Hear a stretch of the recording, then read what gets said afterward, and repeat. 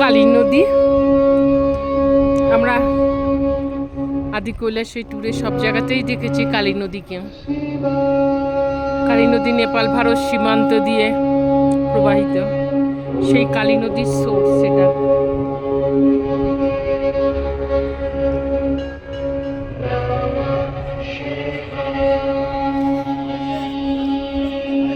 এই হলো কালী নদীর সোর্স।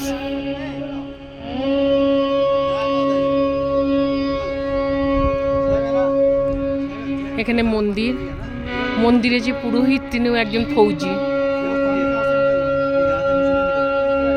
এত সুন্দর করে পুজো করলেন।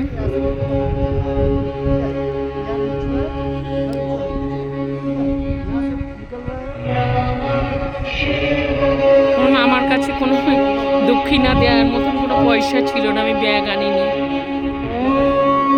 ওনার পুজো হয়ে গেলে আমি বললাম যে আমার কাছে দক্ষিণা নেই। বললেন না, আমাদের প্রয়োজনও নেই, আমরা ফৌজি। সত্যি এরকম একটা জায়গা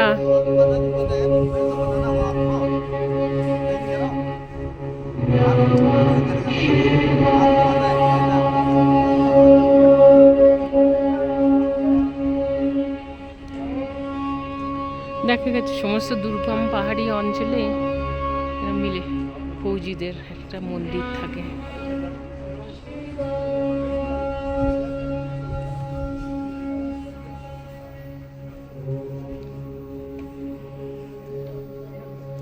আরতি হয়।